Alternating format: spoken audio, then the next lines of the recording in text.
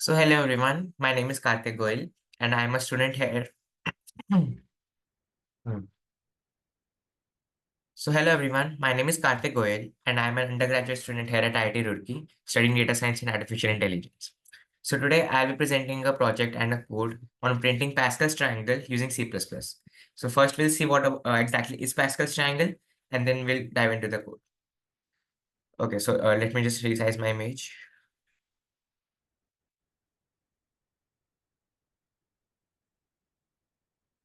Okay, so let's start. Firstly, it's a brief overview of how the process will be. First, we'll write a pseudocode. We'll understand what a Pascal's triangle is, and we'll write a pseudocode for the same. And pseudocode is basically when you are running the code in your head.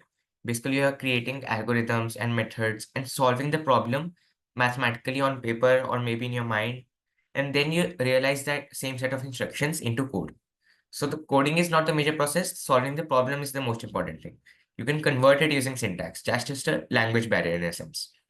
And then after that, we'll look at some of the important keywords we'll require in a code. And finally, in the last step, we'll delve into the programming. We'll use Visual Studio Community and we'll code the Pascal's triangle. Cool. So let's start and dive into the process. So first part is writing the pseudocode. So I would first suggest you think about it yourself. If you have a basic idea about Pascal's triangle, I'll just give it to you. Then you can think about the pseudocode. So basically, there's a mathematical function known as combination. It is mainly used in binomial theorem and permutation and combinatorics.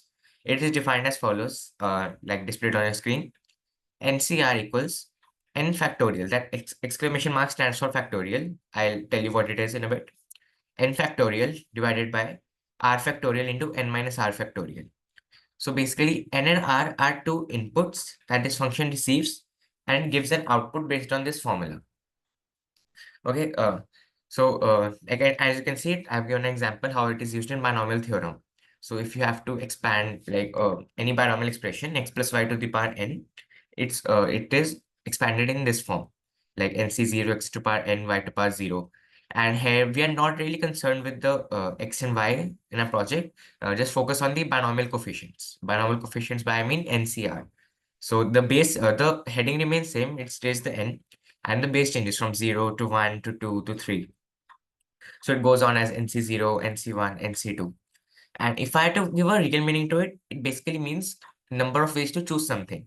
So if I'm saying NC2, and if I say NC2 and I calculate this number, it will basically give me the number of ways to choose two things or two people or two objects from a set of n distinct objects, right? Okay, so this will be used in a Pascal's triangle like this. So you can take a look at a triangle over here. And Pascal's triangle is basically an arrangement of these binomial coefficients in a beautiful triangular format. Okay, so if you can just calculate some NCRs, you will be able to see that this is nothing but arrangement of NCRs in horizontal rows. For example, the first one is 0C0, the first row, and second is 1C0, 1C1.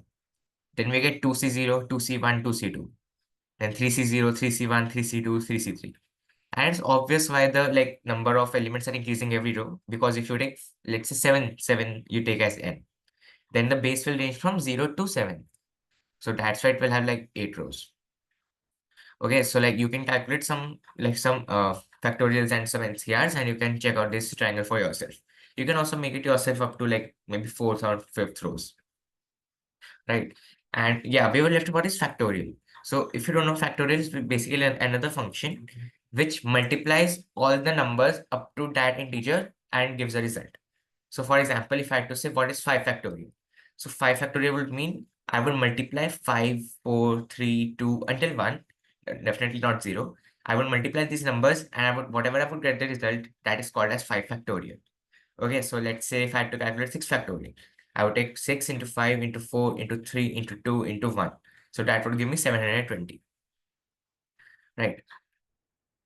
Okay. So let's see. Yep.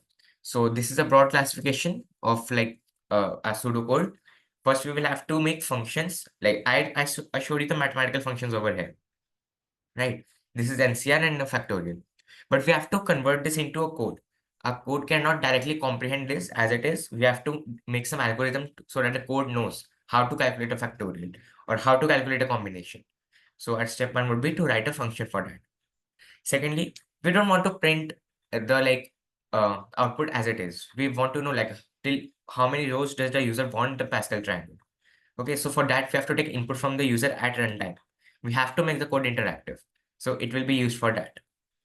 So we'll take input from the user. He'll say like I want 5 rows, I want 6 rows, and we'll print accordingly. And the last step, let me move my image. And the last step, we'll be writing algorithm to arrange the numbers in the required triangular format.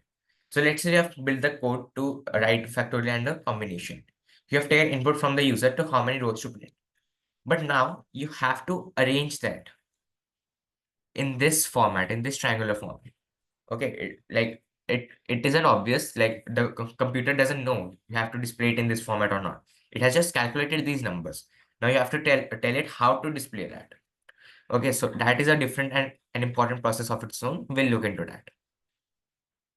Now let's write the pseudocode. It is generally good practice, at least for beginners, to before delving directly into the code, you should first write pseudocode. This gives more clarity to you, and overall, it is a standard process of development of code, right? So I've written it already for sake of convenience. I would suggest before looking at it, try to write it on your own, on the basis of whatever I have taught you till now about NCR and factorial and that triangular shape. Okay, just think about it and try to write some steps. Otherwise, we'll begin. Okay, so as I told you, n factorial is just n into n minus 1 into n minus 2. We'll multiply these numbers all till 1. So how to do that? We can use for loop. So what is for loop exactly? We'll look into that the next few slides.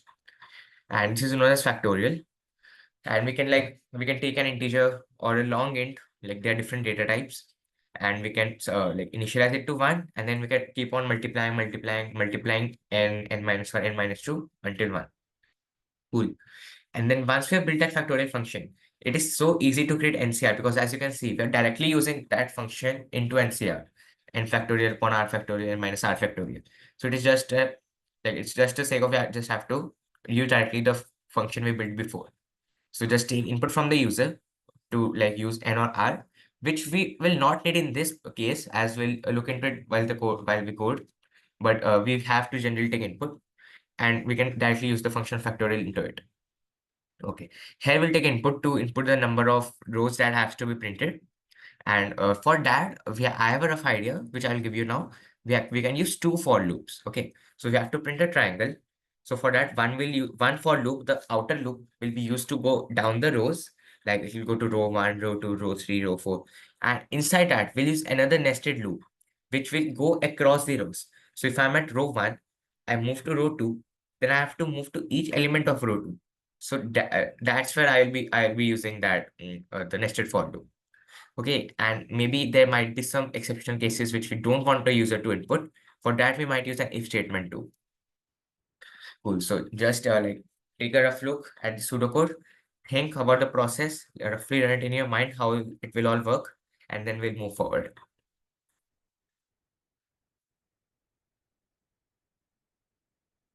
Nice. So now, as we have written the pseudocode, we know how the problem is, we know how to tackle it. Now let's learn some syntax and start converting our ideas into reality. So as I've written, yeah, code is basically tools to build our logic into reality. Okay, so here are some keywords which we'll be using. The first is type function. It's not a whole word. Type here refers to the data type, and function is a generic name. We can put any other name in here. Like I'll be using fact and comb for factorial and combination respectively, and then the brackets. Uh, right. So then the brackets. So data type is basically what your function will be outputting, what it will be returning. So for example, I can use int here. It will stand for int data type, integer. Or I can use a long int. Long int is basically a specifier. It modifies the initial data type of int, right? So int is a 4-byte data type. Okay, so it can store up to digits up to a number. When I put long before it, so basically it improves it's like increases its size to 8 bytes, and now it can store more data. It can store larger numbers. So that will be helpful if suppose we have to print Pascal triangle up to a, like say 20 or 30th value, then int won't suffice for that. We'll have to use long int. Right. So, and function is just the name. We can put any name over here. And then a parenthesis. Parenthesis is required to like tell the compiler it is a function. If we won't use parenthesis, it will treat it as a normal like variable. And inside the parenthesis, we can use various parameters. For example, we can put a string or int, which will input from the user at the runtime, so that we can use that to compute our functions and factorials and that stuff. Right. Then include. Before include, let me just tell you about cout because that's important. So cout is basically it stands for character output and basically allows us to display something on the screen. It is a tool to display numbers. And for example, we'll use the combination function, which I'll make to like calculate the combination value. Now I've calculated. Now I'll use cout to display that on the screen. Without cout, I cannot do anything to display it on the screen, right? So I'll use cout to display those numbers or data or information. Okay, and either I can cout it directly. I can use cout 4, so it will cout a number 4, or I can use I can use cout function, so it will display whatever the function is returning. Okay, now let's come to include. Include is basically what include is a statement that includes some header files into a function. So for example, I'm using cout. How will my code know, the computer know what exactly is cout, what it does, and what are its functions? So all that information is loaded in a library called IOStream, which is like the full form is input output stream, and we have to include the contents of that library into our code. So at the top of every code, you have to include hashtag. Hashtag is basically a syntax thing. You have to do hashtag include, and then in like less than greater than in within that part, you have to enclose IOStream. If you're getting confused right now, wait till I show you the code. It will become more clearer that way. Right. So like there are other libraries too, but for our purposes, we'll be using just IOStream library in this code. Right. And then like the most important part of our current code, the for loop. So for loop is used to basically iterate. For example, if you want to see out hello world, you have to print hello world 100 times. You cannot just write it 100 times. Maybe you can control C, control V, but also that doesn't look good. It can be completed in 4 to 5 lines in a very beautiful and elegant way using for loop. It basically iterates over the same set of commands again and again until a certain condition is met, or like which we will specify in the parenthesis part of the for loop. Okay. And next is a if else. So if else is again basically a condition statement that we can put some multiple parameters within that if and else block, and we can say that if this parameter satisfies, or if this parameter doesn't satisfy, then execute these set of commands. So it is basically decision making statement, and it helps us a lot to like basically it's used many times for exception handling and checking if the user has entered correct input or not, and all that stuff. Okay, so just like read the brief description about what's written on the screen, and then like when we'll code, you will get a more clarity about it.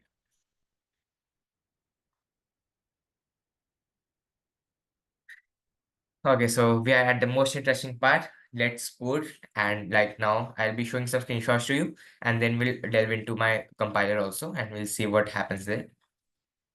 And a quick disclaimer, I'll be using Visual Studio Community for my project. This code is simple, so there shouldn't be much issues with different compilers, but generally different compilers have some minor differences which might impact at times. So if you're having some error in your code and you're like not really sure what's happening and what's the reason, this is one of the reason that might contribute to the error. So just keep a check on it, though I don't think so it will affect in this code. Okay, so finally, here's a screenshot of my code. So as you can see, I've used hashtag include iostream at the top. And another thing that you can see something in green over here, right? So that green thing is basically a comment, which like when I run the code, the computer will see it as a comment and ignore it. It will not run it. It is not a keyword or something. It is just notes to the coder or programmer to help himself and other programmers to see what exactly the code is about. Okay, so it is generally a good practice to include good comments, which clearly and concisely specify what that particular code or that particular set of lines coming forward will do, right? So as I've written that the first line includes header files and the second line defines the use of standard namespace. So there are many namespaces. So basically the IOStream library tells what cout is, and there are multiple versions of cout in multiple namespaces. So the second line tells us which namespace to use. So it tells us we have to use the standard namespace. Okay, so these are first two lines are standard lines you have to include almost in every code. So don't take much attention about it. And then we are defining a function to make factorial, right? So here's where like the mathematical part begins. We have input the data type as long int, and the function name is fact. And we're taking one input as the parameter in the function, which is int k. So basically to know what factorial we have to calculate. So let's say we have entered the value of k as 5. So we have to calculate by 5 factorial. Okay, so let's delve into the function. We have defined a variable long int m equals 1. And then we have used a for loop. So as you can see, we have to put three parameters into the for loop. The first, we define the function variable int I equals 1, which will be used to iterate and check the condition. And then we have applied a condition on the variable I, that it should be the for loop should iterate until I is less than k. But I is always equals to 1. So how it will always like how should we increment I? That's in the next part. We have written I plus plus. So basically what will the process will be? Every time a code will be run, first we do int I equals 1, it will only execute one time. After that, it will be ignored. Okay, so I equals 1, condition check, is I less than k, I less than or equal to k. If correct, execute the commands. And after execution, it will increment I to I plus plus, means I will be I plus 1. So let me just quickly summarize it. I equals 1. Is I less than k? If yes, the code will run. Then I will become 2. Is I less than k? Less than equal to k? Yes, code will run. And this will happen till I is less than equal to k. And when the condition breaks, the loop will end and will return m. So we get a value of the multiplication still k, k minus 1, k minus 2, k minus 3, and so on. Right. Okay. So yeah, you can also read. I've briefed it over the text. You can once read it. Then we'll move on to the next slide.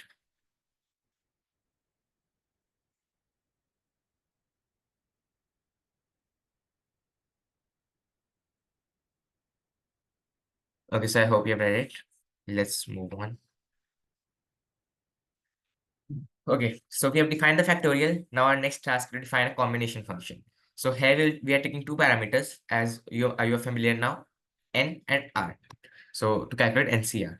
So here also I've written a brief comment to tell like what the code is about. And here, as I already discussed earlier, we can use directly the function we defined above. So this is one advantage of making functions. Like now I don't have to, you can see now I've used factorial here directly. Otherwise, if not, I would have to write all of this three times. And like it would be so complicated if I had to do that. So I created a factorial function directly separately, and now I can use it all I want. And so it like makes the code so short. It's basically a one line code, and then I have returned the number. Cool. And then this is the most important function, int main. It basically tells the compiler that here we have to start execution of the function. So the earlier two functions I've written, they are basically calculated functions. The compiler will see them and it will know, yep, this is a function. If I need to calculate a factorial, I'll go to this. If I need to calculate a combination, I'll go here. Now the proper execution of the function will, the program will commence from int main. And why here is an int, we'll see later. So I've defined some variables which I'll be requiring for my code. Int rows, long int num. So like also think why I use int over there and long int below. Because int rows, I don't expect to go much beyond maybe like in a hypothetical scenario, maybe 100, 150. I don't think it will go well into the thousands or all. So int is good enough to handle that. But the num part I will be using for displaying the combinations. So in that I am well expecting if even if I'm going till 20 or 25th row, it will go into the last numbers. So I need more data to like capture that number. Okay. So here I'm using cout to prompt the cout and scene. So as you know what cout is, I've already explained it. Scene is basically sort of to input data from the user end. Cout is to output to display it on the screen, and scene is used to input data from the user end. So I've asked the here in this the line 25 and line 27, I've asked the user to input the number of rows you want the Pascal triangle to be. So I have displayed a message, enter number of rows, and then the user will enter his input. And then, as I've told you before, if else is made like majority times it's used for checking condition for invalid inputs. That's what I've done here. I'm expecting the triangle to have at least one row. So if the user enters zero or say negative numbers, so in that case, I'll just display an error and I will return zero. And if you do return zero on the main function, like if we are in the main function, then basically it terminates the program. So that's what I want. If there is an invalid input, just show the error to the user and terminate the program. They can run it again, right? And another thing, what if the user enters, let's say 5.7? So in that case, like see, I have defined the data type as int. So if the user enters 5.7, it will like compiler will see it as 5 and input 5 rows of output.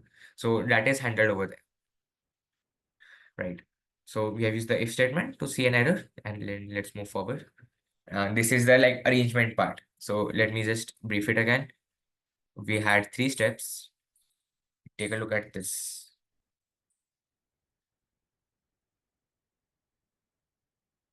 So we have 3 steps. Type the function, take input, and arrange in the required format.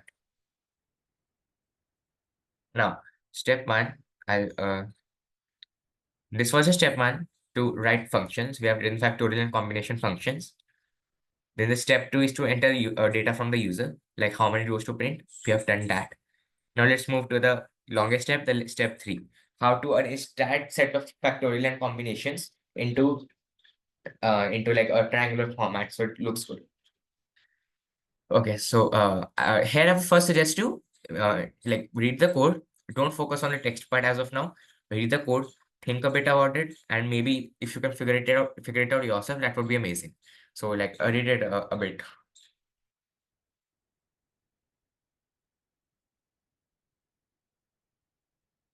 Okay, so cool. I hope you have read it, and also you can refer to the text over here.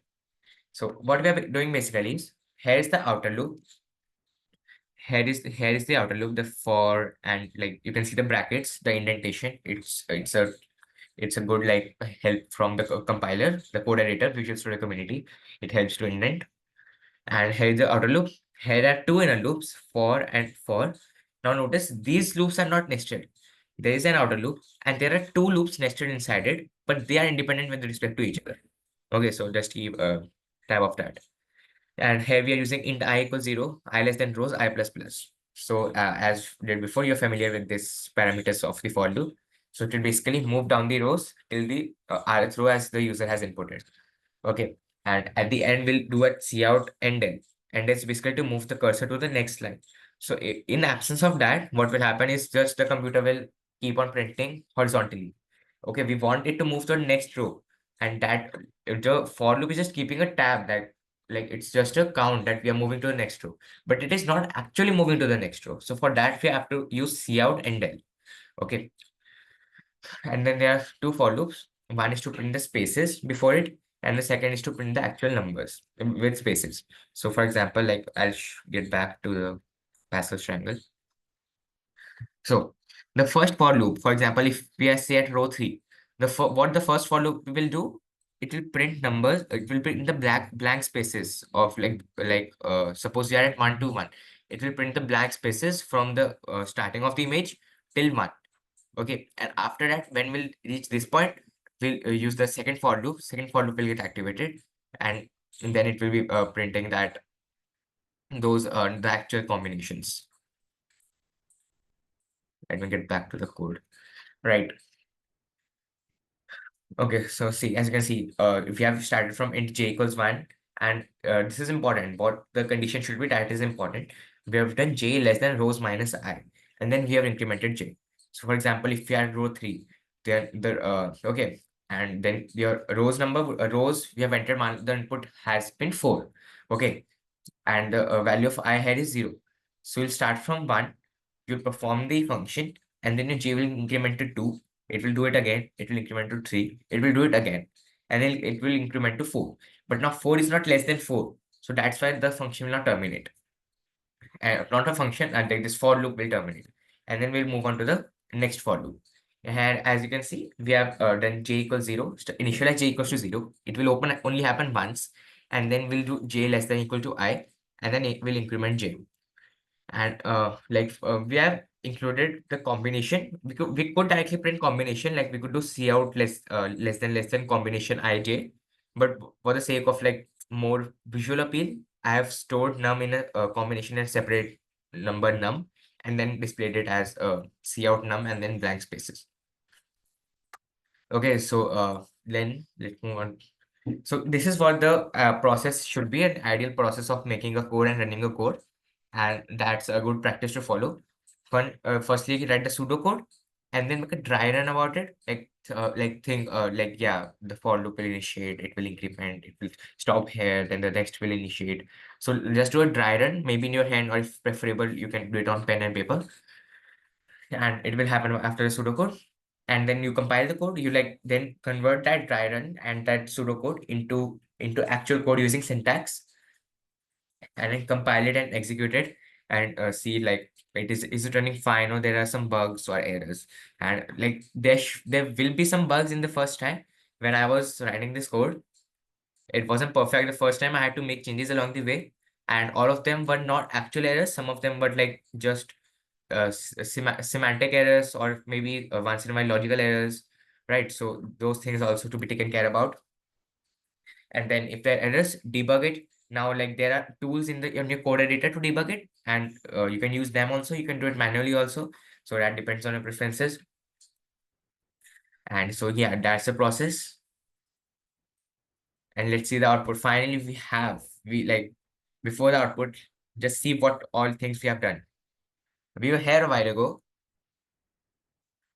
We started to know what exactly is combination. We got to know what is a factorial, what is a Pascal's triangle, and we wrote a pseudocode. We learned new syntax, what like how to realize your ideas into code. And when we did some programming, and finally we are here. Finally, we have like stuff to show. So as you can see, when I entered 5, it displayed 5 rows. When I entered 9, it displayed 9 rows. If I go like up to maybe say 30, 40, it will start showing some error, because of course the numbers will get so large that even the long end, it would be hard for long end to store. But it shows a decent result up to I think 15 or 16. And then for example, as we incorporated an if block in between, so if we enter -4 or any other invalid input, it will show invalid input and it will terminate the program. Right. Okay, so like before ending, I would also like take you to my visual code after that. So I would like to thank you firstly. It was a fun experience to like make this presentation and display it to you all. And I would like I heard this quote somewhere and it really struck to me. I really like it. I wanted to share. Any fool can write code that a computer can understand. Good programmers write code that a human understand. Okay, so let's think about it. Like it makes sense, right? If you have to write code, make it so simple and so elaborate and use comments that even a human can understand what it does. Okay, and while at the same time having it so efficient and so nice that it performs the required task, right? So thank you, and I would also like to take you to my visual code after this. Just a second.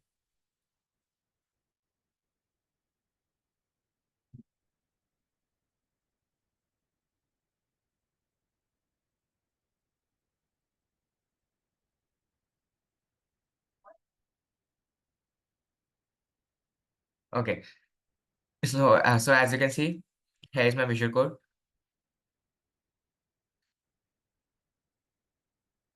Hmm. So here I have done the like the header lines. These are almost constant in most codes. Like not constant in the sense, rather you use them use them repeatedly almost every time you're using these things. And rarely you'll have to use some namespaces apart from the standard namespace. So you can also look into that. There are other namespaces too. Then here we have defined the functions. As you can see, here's the factorial function, and here's the combination function,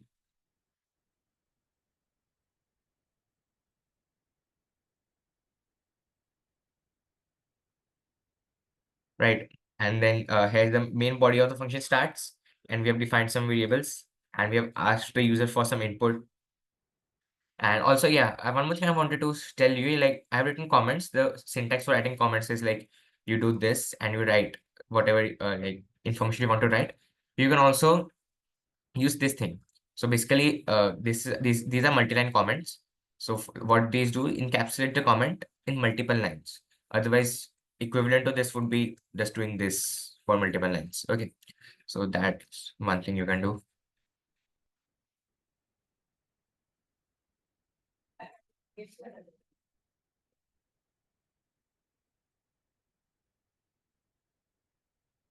Okay, just a minute.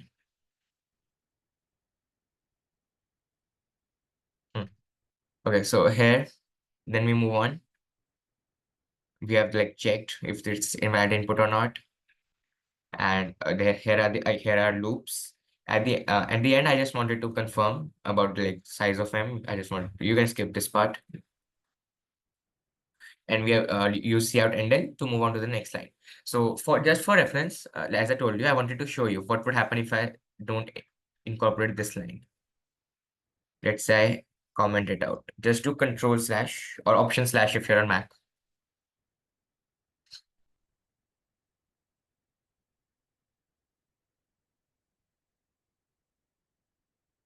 See, it came in a single line. So that's not what we want. We want to incorporate this in our code.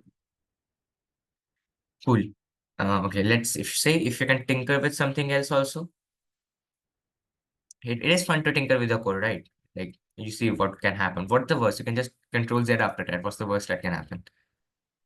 Let's say what if, for example, yeah, I would like to show instead of spaces, if I put underscore over here, also here.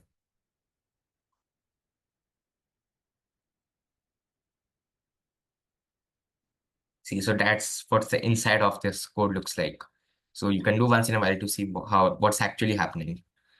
Okay. So right. So okay. So right. So that would be my presentation. Thanks a lot. You were wonderful, and I hope you learned something new today. Bye bye.